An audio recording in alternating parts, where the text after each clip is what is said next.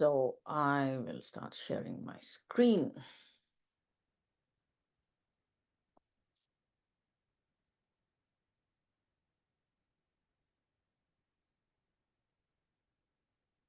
Okay. So this is the second of the webinars. Okay, I can see a few questions. Sleep deficit. Can we make up for this during the week? Good, very good question.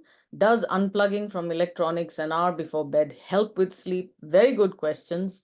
Does what time or what you eat affect your sleep? Okay, excellent questions. I will come to all of them. How do you identify serious sleep deprivation from first look? How can sleep deprivation affect high functioning? All excellent questions, and I will make sure that I respond to all of them. And in case I don't, please remind me.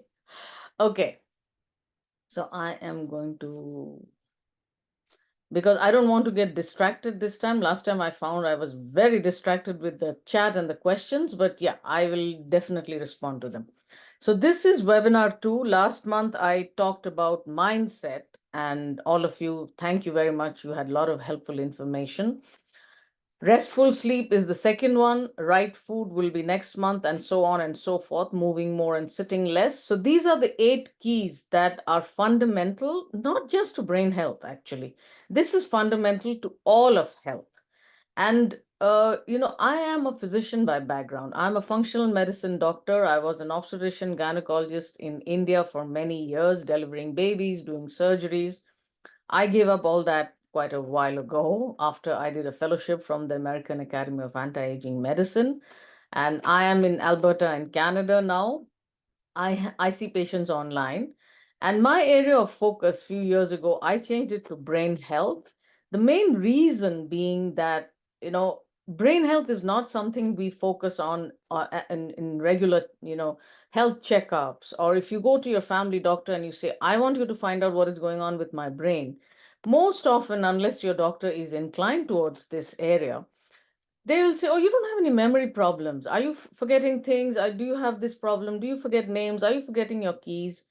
If you don't check any of those boxes, your doctor will very likely tell you, oh, you don't have to worry about it now. But we know that, people that includes me. I fear Alzheimer's disease, dementias way more than cancers. And that is common for, I think, everyone. But what we have found out over the years is Alzheimer's disease is the commonest form of dementia, but there are a whole lot of others. Now, people fear dementia a whole lot more than many serious diseases like cancer. But so far, despite billions of dollars having been spent on research, there is no curative treatment for Alzheimer's yet. When I say curative treatment, I mean there is no one medication or two medications that someone with Alzheimer's can take and get cured. Yes, there are medications to manage symptoms, but here is where the opportunity is exciting to me. There is a window of 20 to 30 years before someone actually develops symptoms of Alzheimer's, where we have a window of prevention. So my area of focus is in that area of prevention, and most of the prevention strategies are lifestyle related. And as you can see, the I came up with these 8 keys based on what I have been, studying and dealing with patients. These are the ones which I think are the most important. And as you can see, appropriate prescription medications are a big part of it, because sometimes, because I'm a functional medicine doctor, a lot of people think that I don't support prescription medications and I don't prescribe them as well. That is not true. I am myself on prescription medications, but it's important to have it's not either or. It's not either prescription medications or lifestyle. It is always a combination of both that have the biggest impact. Now, when it comes to sleep, what happens is, obviously, Mother Nature did not design our bodies in such a way that we will spend, at least 8 hours of a day, of 20 in a 24-hour day. When we are, if you think back to our hunter-gatherer ancestors, we are vulnerable to, some wild animals or even members of a different, group coming and killing us. So obviously, Mother Nature has, Mother Nature does not build redundancies. There has to be some very good reasons why we need sleep. And the other interesting thing is we have been finding out more about sleep in the last maybe 15 to 20 years. And in medicine, that is kind of recent than we ever knew before. Like when I was in med school, that was a long time ago.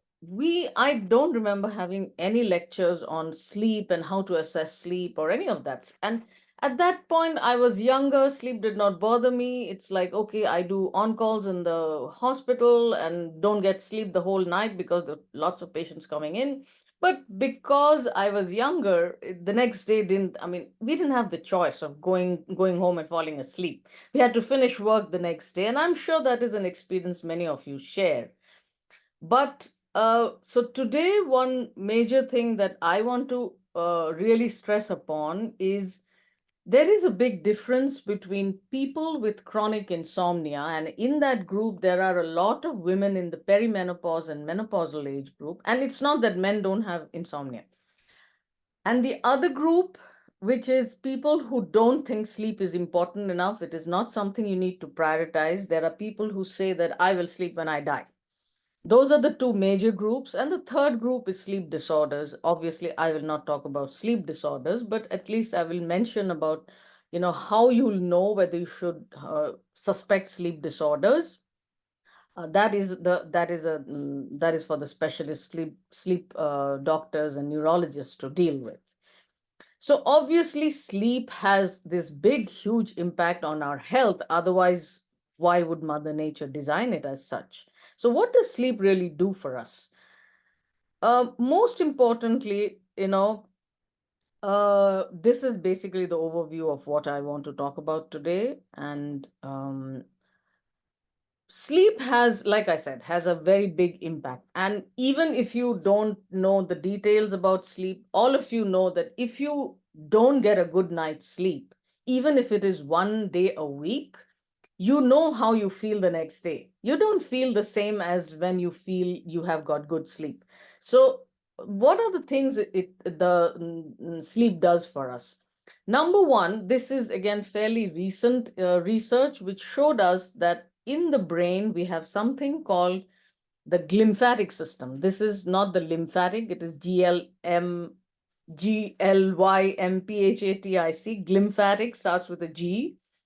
So the glymphatic system is very interesting. So it works when at night we are at rest. So throughout the day, the brain is busy taking care of our heartbeat, our respiration, our, all the wonderful things that are going on. And at night, the glymphatic system works to remove toxins from the brain. So this is considered to be one of the reasons. Now, sleep loss actually has a huge impact on many conditions, but since we're talking about the brain, poor sleep quality as well as duration is related to a much higher risk for Alzheimer's disease, besides a whole host of other things. So, what happens is this is one way of looking at it is when we don't get enough sleep, the brain is not able to remove all those toxins. And as you may have heard about beta amyloid and tau proteins and plaques in the brain, those are probably the brain's response to injuries. And again, there's a lot of controversy about drugs that target those. They have not really shown benefits in improving brain function. So one group of researchers think that that's probably a preventive protective mechanism of the brain. So removing those is kind of late in the stage of progression of Alzheimer's. But the point is, when the brain cannot clear the toxins, whether it is tau, amyloid, or other toxins that we are not aware of yet, then what happens? Obviously, it's not going to be a good thing. So the glymphatic system it works at night, and it's really fascinating. I mean, you can go and Google it. There are some really nice videos. Many of them are based on animal studies, but recently I think they did some brain imaging study in humans where they found that the glymphatic system is there even in humans. So I know it's a little bit of nerdy details, which many of you love. So that is one. Number two is sleep is extremely important for memory consolidation. So what is memory consolidation? Memory consolidation is basically Your memory is going into long-term storage so that they can be retrieved when necessary. So memory consolidation.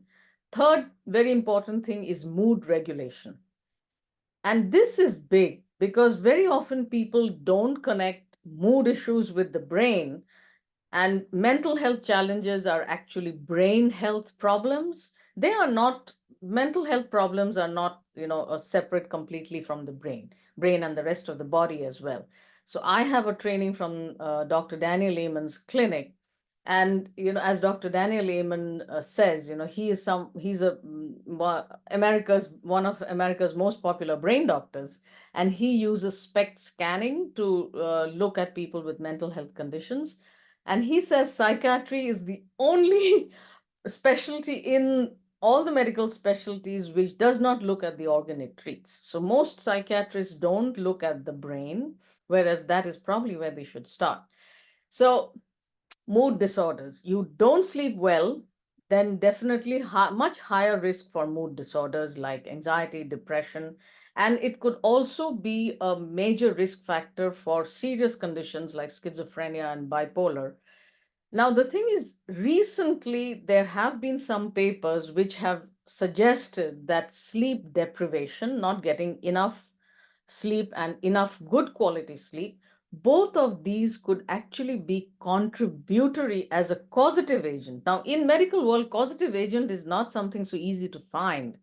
So it could be a causative agent for mental health challenges.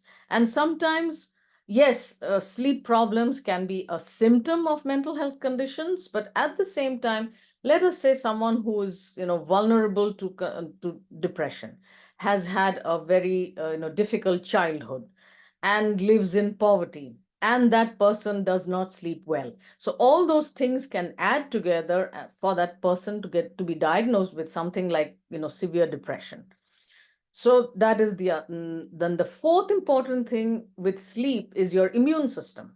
Now, thanks to the coronavirus pandemic, everyone's become much more conscious about their immune system. One of the best things you can do for your immune system is sleep well. So sleep kind of helps the immune system build your immune resilience. So these are some of the major important things. And my next slide is actually, I don't expect any of you to remember any of these. What are the adverse consequences of sleep loss? This list is kind of long, and I know many of you like to take screenshots. Feel free to take a screenshot. But basically, what I want to say is there is nothing good that happens with, sleep loss. So I will just briefly go through this. You can see everything that I talk about when it comes to brain health: optimal blood pressure, optimal blood glucose, low levels of chronic inflammation. Those three things are foundational to brain health, regardless of your age. All those three things are affected by sleep loss. Then, sexual dysfunction, fertility. I'm a former OBGY. We were never taught about sleep and fertility in men as well as women. And there are, lot of couples are planning on pregnancy, they're dealing with fertility issues. Many of them don't think how much of an impact sleep can have on them.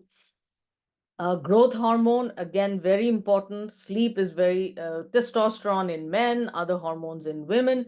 So basically, it's like, it's not just one thing. There are so many things that are impacted by, sleep loss. So how do you assess whether you're getting good sleep? Now, do you really need to do a questionnaire to assess that? So the simple question I ask most of my patients is, number one, uh, do you feel rested when you wake up in the morning? Now, if you don't feel rested, regardless of how many hours you spent in bed, definitely your sleep quality is not good. And now we know that it's not just the duration, the quality matters as well. Number two is your bedtime and your wake up time regular throughout the day and throughout the week and weekends? Now, one of you had a question about that. So, can you make up for sleep deficit during the week? Ideally, see, our bodies love this rhythm, because our bodies didn't get the memo that this is a weekday and this is a weekend. So in the ideal world, and I want to be aware of, it doesn't work for everyone, because some of you may be working, shift work, some of you may be working in multiple time zones, which has become very common now. My husband's one of them who works on multiple time zones, so I'm quite aware of it. So mm, in the ideal world, you would have a fixed bedtime and a fixed wake up time every day of the week, regardless of how you work. But at the same time, if you feel that your body is asking for more sleep, then you do need to, go upstream and figure out what is going on. Do you assign enough number of hours to sleep? Or do you have a problem falling asleep, staying asleep? So there are different kinds of things. So yes, ideally sleep deficit is, it's ideal not to get into sleep deficit, but at the same time, if your body is telling you, it's actually your brain telling you that you need to sleep more. And when it comes to sleep, what happens is there is something called core sleep. So 5.5 hours of sleep is considered to be core sleep by the brain. If you get less than 5.5 hours, you may have seen it yourself, you feel like taking a nap in the afternoon. So that is, your brain will always try to compensate for those missing hours of sleep. And then, it asks you to take a nap. So that is probably not a time to glug some, caffeine and barrel through the rest of the day. But I understand it may not be possible for everyone. So sleep deficit was the question. So this is a very simple questionnaire. It's called the SATED questionnaire. It's just a few questions and you can do the self-assessment yourself. Are you satisfied with your sleep? Do you stay awake all day without dozing? So, but then there are a whole lot of much longer questionnaires where we go into much more details of your caffeine habit, exercise habit. Do you get daylight in the morning? Now, all those things are important. It's not that it's not significant, but most of the time I try to look for simple and easier questionnaires so that, you don't, no one likes spending time filling up long questionnaires. And I am often accused of having my intake questionnaires kind of long. So basically, most importantly, do you feel rested when you wake up in the morning on most days of the week? Once in a while, you had a late night party or something like that. You stayed up, binge watching on Netflix or something, and the next day you don't feel that good. That is not going to be as, harmful as regularly doing that. So how much sleep do we need? Here you can see in this, younger people need more and teenagers need a whole lot more sleep. And many a time they have to reach school at a certain time. So they did a study a few years ago where they decided to move the school start time to 1 hour later. Not a lot of time, just 1 hour. And they found that the kids' academic performance improved a lot. So that is teenagers, and of course, many teenagers stay up late into the night. But what I want to highlight here is between a young adult and an older person, the duration of sleep necessary, it doesn't reduce dramatically. An older person may need a little bit less, but it does not mean that they do not need enough sleep. Now, one thing is true, a lot of older people end up having sleep challenges. So that is where it's not that they need less sleep, it's just that they have more challenges with sleep. And women in the menopausal transition and even during menopause, the commonest symptom for many women all over the world during the perimenopause and menopause is chronic insomnia.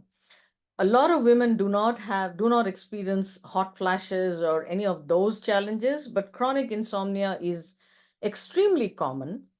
So this is duration. And I have another hypothesis. I have not tried it out in a study. Each of us has a sleep sweet spot. Like I know I do very well with 7 hours of sleep. And I know when I wake up in the morning, like I don't have to look at my Fitbit data to even know how many hours I slept. I know, oh, this is a 7 hour night. So I am sure all of you know, some of you may feel very good with just 6.5 hours. Some of you, it may be 8 hours or 9 hours. But one thing that, when we talk about sleep, we talk most often about sleep loss.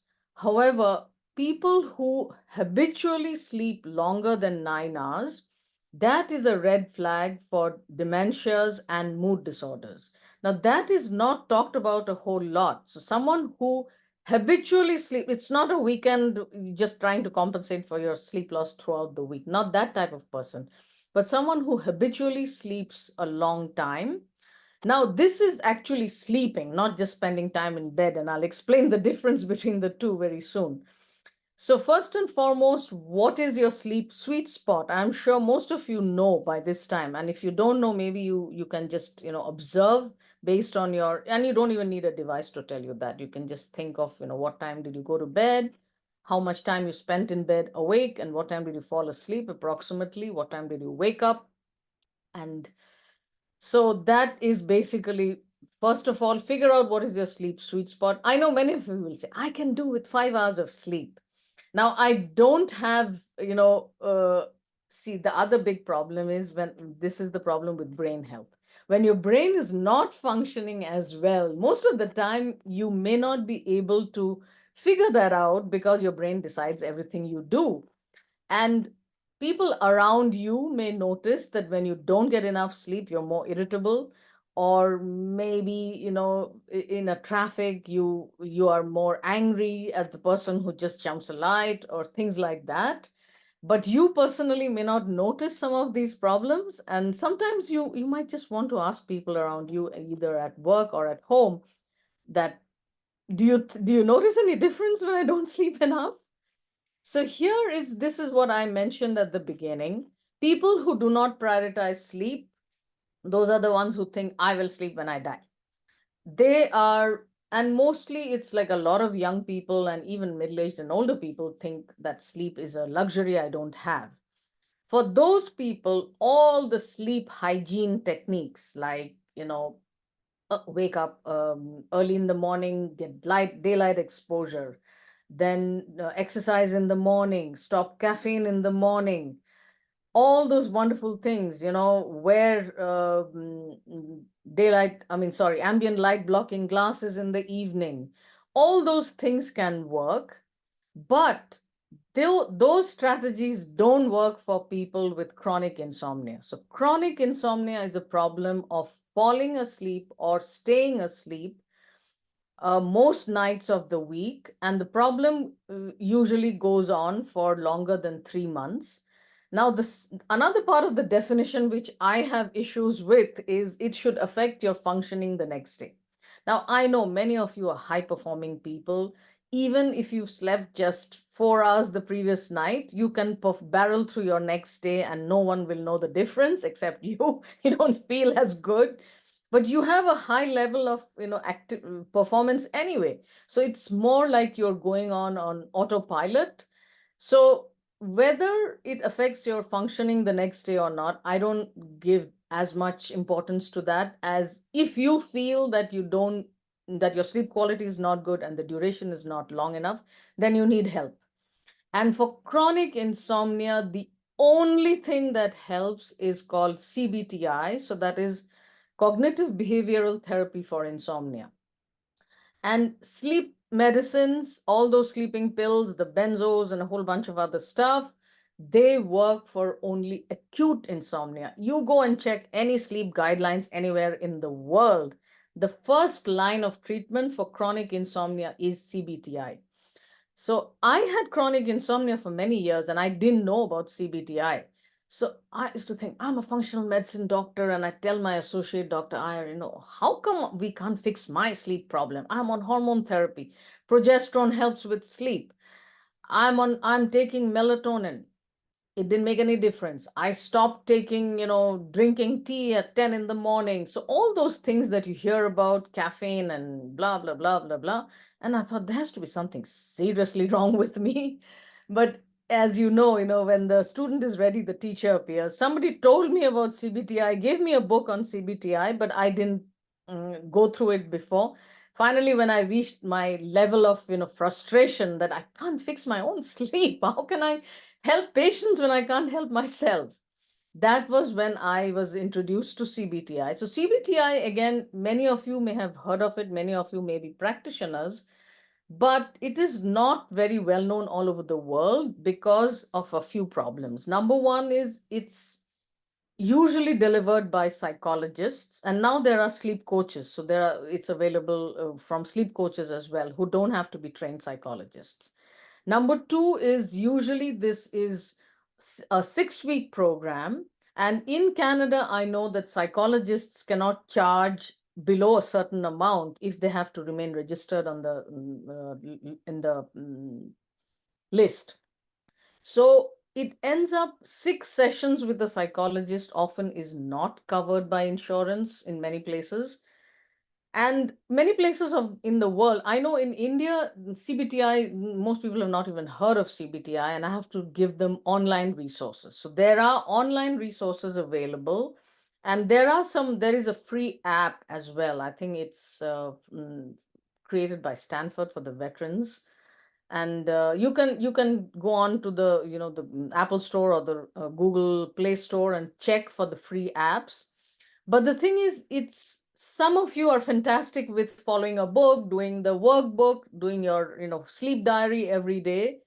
I am not one of those people who would do all of those until I decided, okay, I need to get trained as a CBTI coach and fix my sleep first. So it's different things for different people. But CBTI, cognitive behavioral therapy for insomnia, you can try based on a book and using a workbook and all of that. Or if you feel you need help, you should definitely seek out someone who's trained in it. And even if you have been on sleep medications for a long time, so let us say you had some very stressful event in the past and your doctor gave you some sleep medicines, but you remained on them for years and years. I have many patients who go through that. So even if you are on multiple sleep and those medications have to be for sleep and not for some other challenge, the CBTI program can help you with the deprescription part of your sleep medicines, because many people are not chemically dependent on those sleep medicines. They are more psychologically dependent. I have friends who will tell me, I can't sleep at all if I don't take my Zopiclone at night. I said, do you need to use it every day? No, I don't want to take the risk. So CBTI can help you with that. And I keep talking about CBTI more because one is my personal history. It helped me a lot. And this is a differentiation that other than people who are trained in sleep or sleep medicine specialists or sleep coaches, most people don't know. So they are just given this handout of sleep hygiene, wake up in the morning, go onto your deck. Today it's like -15 here. I'm not going onto the deck at -15 to get daylight exposure, but daylight exposure at other times of the day are more important for your circadian rhythm. So that's basically your body's biological clock, and it's important for sleep as well. The third problem is sleep disorders. So obstructive sleep apnea, OSA, is a very serious health risk for heart disease, heart attack, stroke, dementia, mood disorders, all those things. And how do you suspect sleep apnea? There is a questionnaire called the Stop Bang, STOPBANG. You can just search on your internet browser for it. That works very well for men. For women, sometimes it does not work as well because a lot of women don't have. So, sleep apnea is basically a problem where your sleep gets interrupted by, you don't breathe in between. And that's how I detect my husband's sleep apnea. I'm sure many of you have found that your spouse seems to, if your spouse or boyfriend or girlfriend seems to just stop breathing in the middle of sleep, and you just kind of ram them in the ribs and wake them up, and they're like, like that, and then they go back to sleep again. That is a very serious problem. So sleep apnea needs to be ruled out. And to find out whether someone has sleep apnea, the only way is to do a sleep study or a polysomnography, and you need to talk to your doctor for that test. You cannot diagnose sleep apnea based on just the history or anything else.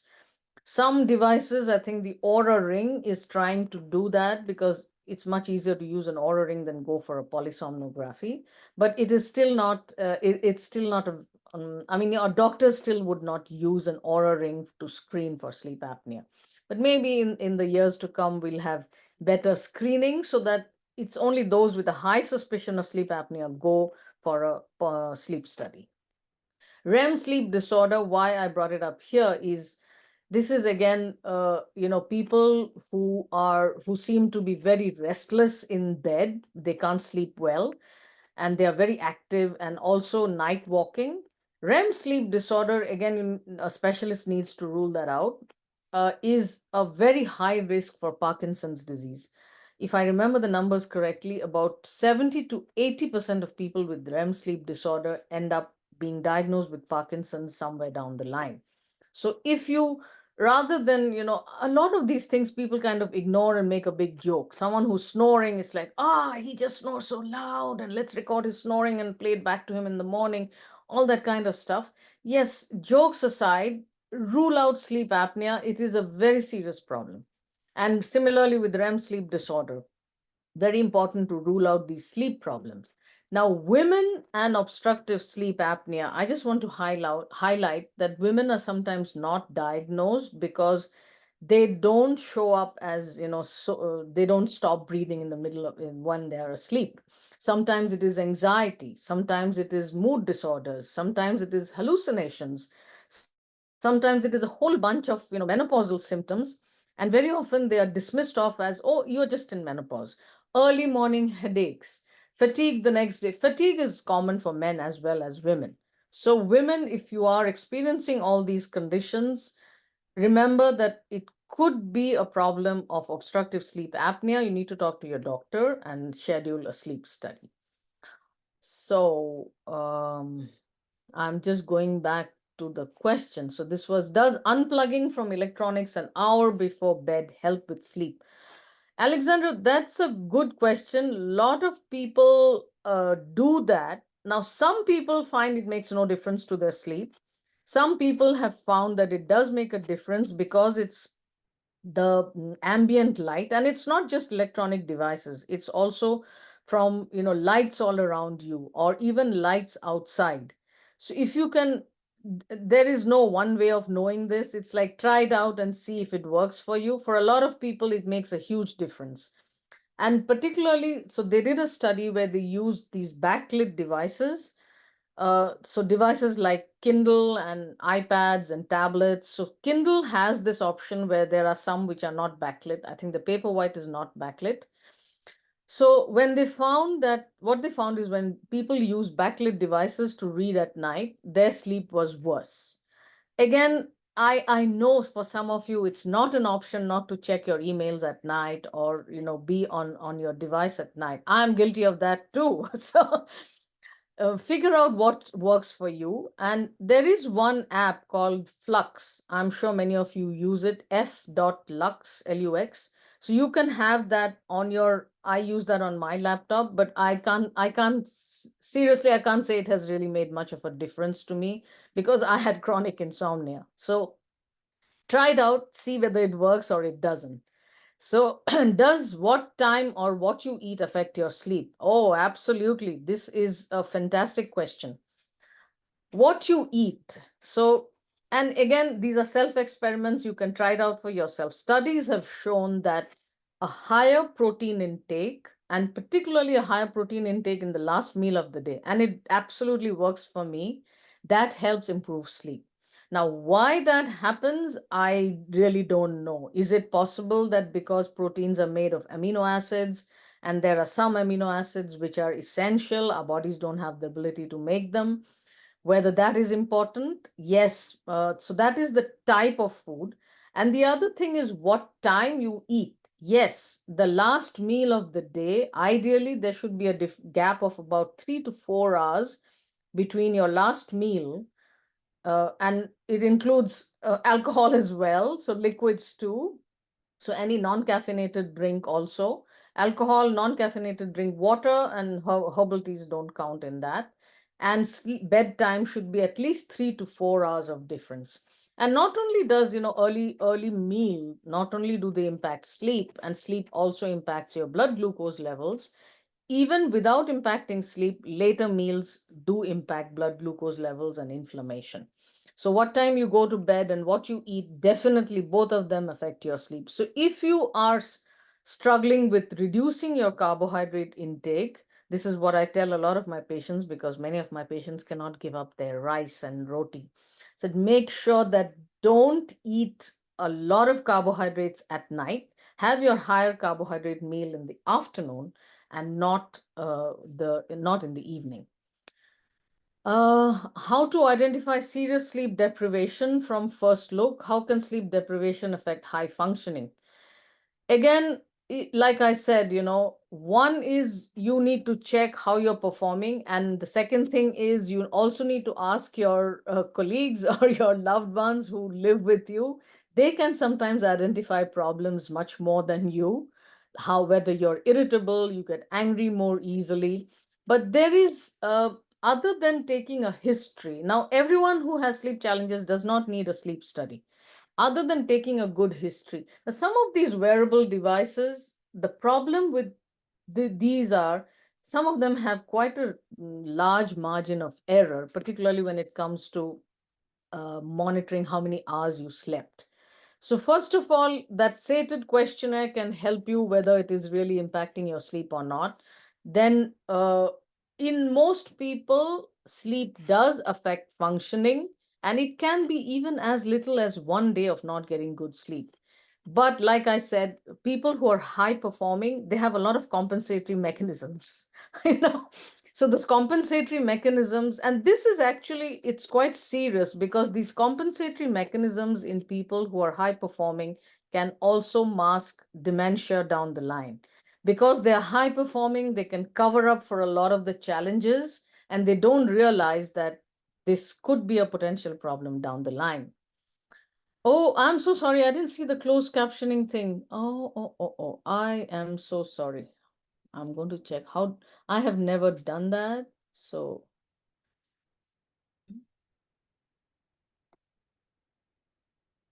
oh, 1 minute. I'll just stop sharing my screen. I'm so sorry. I missed that closed captioning thing. Uh, Now translations will look like this. Where is this?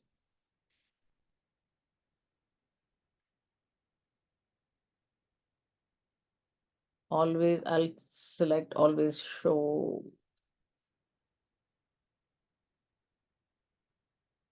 I'm not sure, will this work now? How about stress? Yes, of course, stress has a huge impact. Okay, two of these questions I don't see the closed captioning showing up. Can anyone help with what I need to do in the settings? Mm,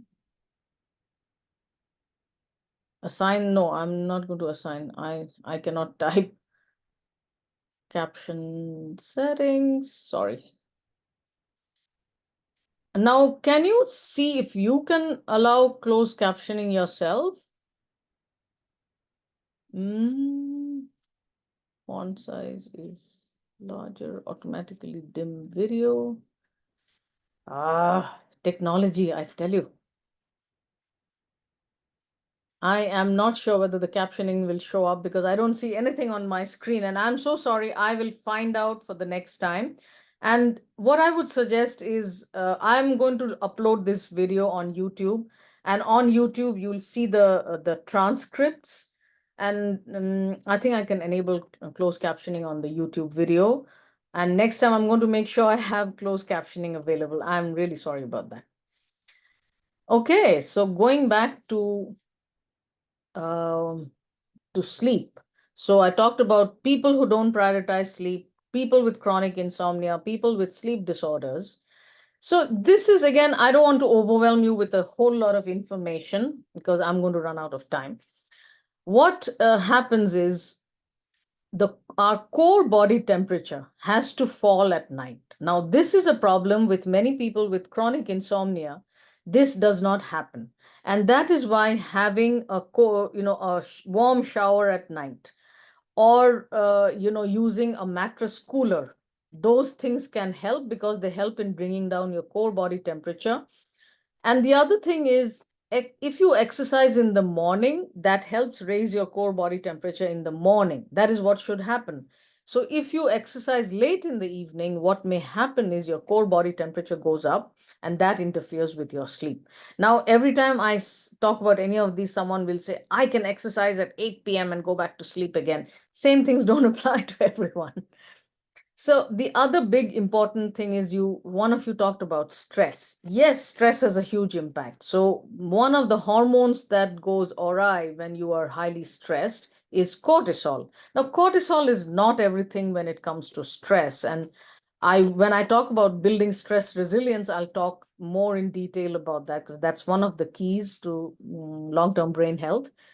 So uh, mitigating stress, it is not just stress alone. Number one is ask yourself what is causing your stress.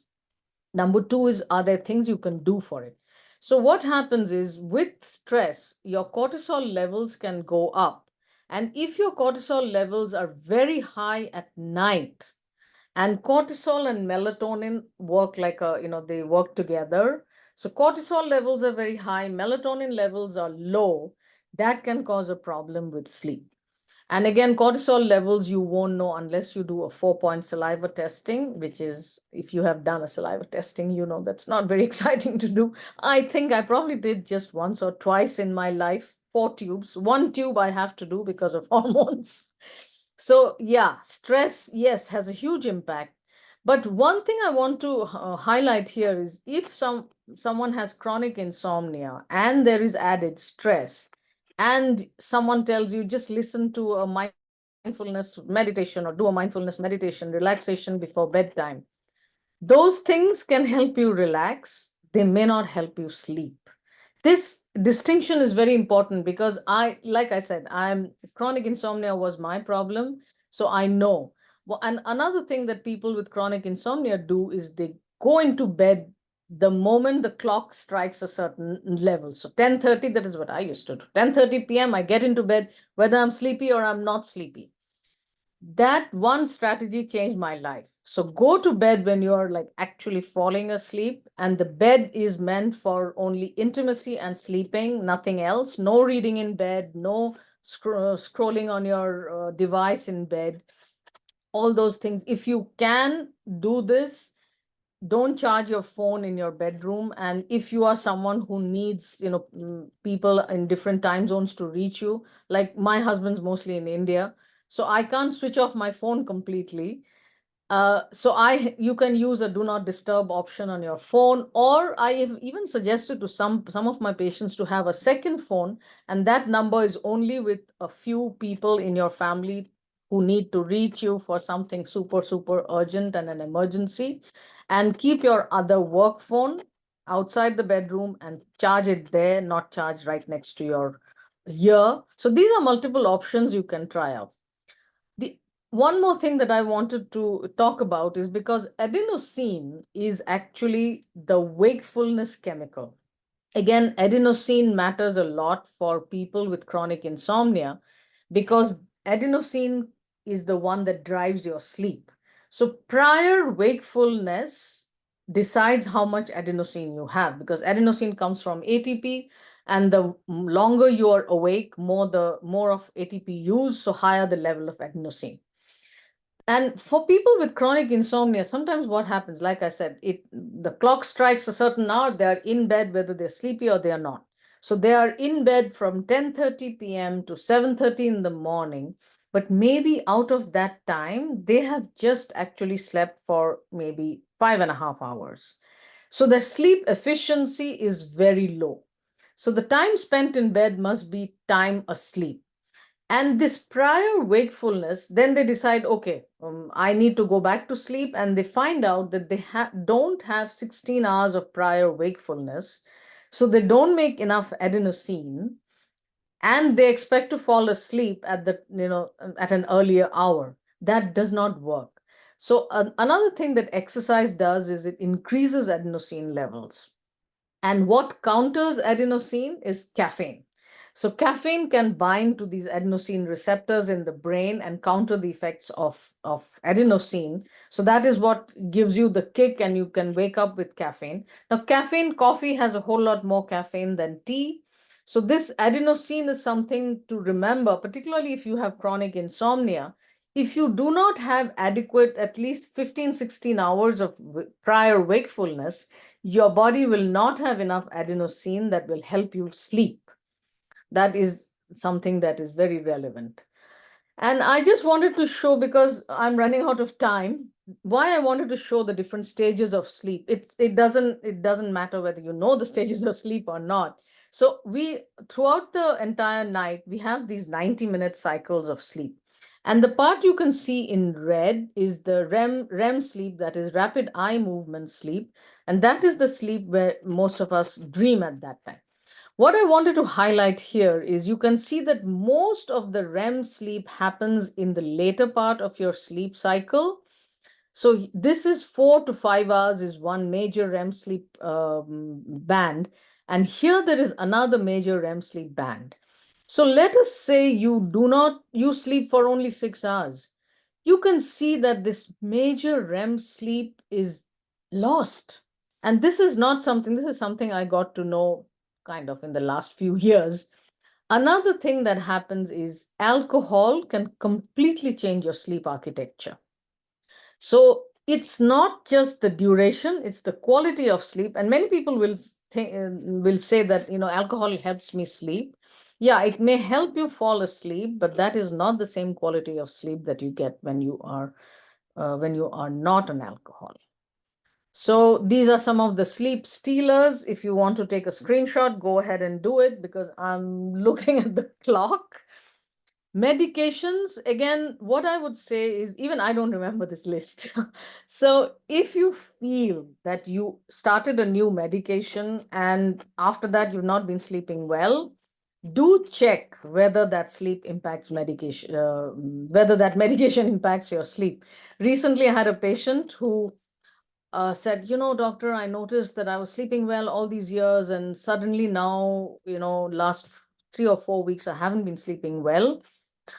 So I said, okay, what changed in the last 3 to 4 weeks? Oh, nothing that I really remember. I said, are you going through some stressful event? Are you taking care of a pet or anything like that? No, no, no, none of that. Then it turns out that she was on thyroid hormones. And so I said, okay, when do you take your thyroid medication? She said, oh, I take it at night because otherwise I cannot keep that window of 1 hour before food and 1 hour after food. I said, that could be the problem. So thyroid medications, that's why we say have them in the morning. And if you're struggling to be on an empty stomach before or after, my suggestion, and again, this is not medical advice, you need to check with your doctor. It's more important to take the medication than to bother about the 1 hour before food and before tea, before coffee, and 1 hour after. Sometimes, for what it does is it impacts the absorption of the thyroid meds. So you may need a higher dose. But taking the medication in the daytime is way better than taking it at night. So with medications, check. And caffeine, a lot of people get affected by caffeine. Some people are not affected by caffeine.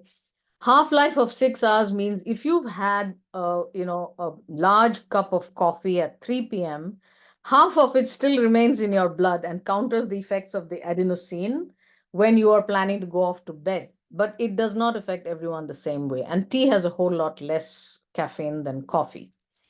This is my sleep mask and my earplugs. This is something I find extremely beneficial, and particularly while traveling, because we know that ambient light and noise both can interfere with your sleep. And this can impact people with insomnia, those who are just trying to get better quality sleep, both of them. Find a sleep mask that fits well and it doesn't have, light seeping in from below. Those free airlines masks are not that great. And these earplugs you can get if you don't find the ones that are connected, because what happens is, these are again practical stuff. I've been using it for the last few years and I find them very helpful. If it's just the ones without the connection, sometimes they may come off at night and then you're groping in the middle of the night trying to find your earplugs. And if you can't find these connected ones, get a whole bunch of earplugs instead of getting just one or two, so that if you lose one, you still have another one available. So I am going to go back to the questions. I've talked about stress. Then how can one get into more deeper, refreshing sleep? Do power naps help? What is the best time to wake up in the morning? Good question.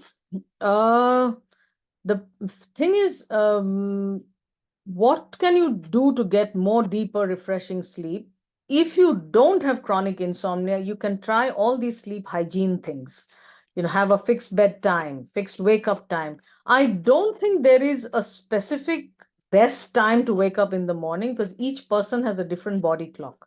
Some of us are what are called owls, some of us are larks. So larks are the morning type of person, some are so these are the different chronotypes, and some do their best work at night. I am an early morning type of person. So you need to figure out what works best for you. I don't think even the chronotypes, I don't think that really, like, you cannot artificially change your chronotype. Just because a person is an owl, but then what if his office starts at 9 in the morning? That person cannot really change their office or their work situation. So, next is about power naps. Yes, if your brain is telling you need to take a nap, then if you have the option, definitely take a nap. But important thing to remember is if you take a nap after 4 p.m., then your nighttime sleep is going to be affected, because again, it's the question of the adenosine, not enough adenosine being there because you haven't been awake for long enough, and not longer than half an hour. So you might want to set an alarm for half an hour. So naps are not like if like all or none. Yes, if your brain is telling you that you need to take a nap, you're dozing off, yes, definitely, for sure, go ahead and see how it works for you. There is no one thing that works for everyone. Is there anything to stop tinnitus? Does it cause cancer in the brain? Okay. Okay. Jan, my answer will be that first you need to talk to your doctor about tinnitus, about that is sort of the ringing in the ears. What is causing tinnitus? There are multiple reasons. I have not come across anything that says that tinnitus can cause cancer. Now, can it be a symptom of cancer? I don't know. That's outside my expertise. But one thing is, people who have been on a low carbohydrate diet, they found, this is coincidental finding. They were not on a low carbohydrate diet because of tinnitus. They found that the tinnitus went away. So I would suggest that please talk to your doctor and to know what is exactly right for you. I don't want to give you any medical advice, here. And okay, so I have actually something interesting to announce. I am going to, we just have last 5 minutes. Any more questions? Please feel free to ask. Uh, okay. So this is a free ebook that I've launched recently, and I'm going to post the link in the chat box so that you can download it right now. So it'll ask you for your email address, and these are 20 myths, misconceptions for optimal brain health. Maybe by the time you finish reading this and finish attending my webinars, all those myths will be gone. And meanwhile, if you have any questions, feel free to type, and I am going to share.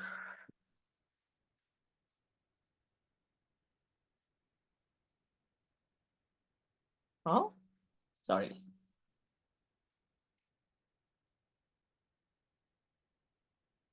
Okay, so I have posted the link. Feel free to click on it. I will wait for a few minutes.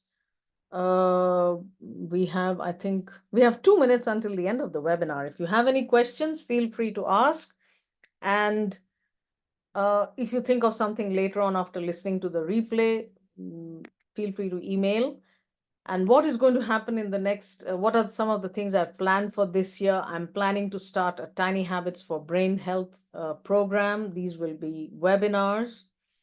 And I'm planning to be more regular with my emails, because I know all of you have many questions, and most of the questions I probably answered somewhere or the other on some webinar, some podcast episode. And feel free to listen to our podcast, the Brain Podcast. It is available on whichever platform you use, and I'll send a link in the email that follows with the along with the replay.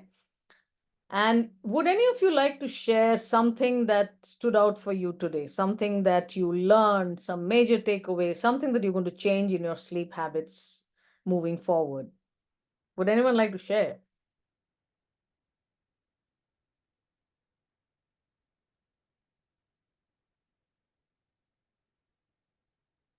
Okay. And you can raise your hand and I can probably unmute you. Okay, I don't see anyone. Oh yes, I am going to unmute you and I'm going to